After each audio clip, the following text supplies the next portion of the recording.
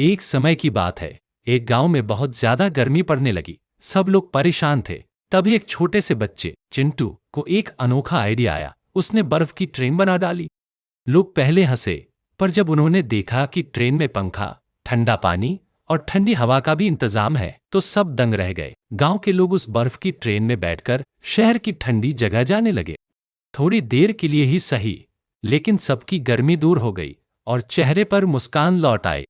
सीखा, छोटी सोच भी बड़ी ठंडक ला सकती है।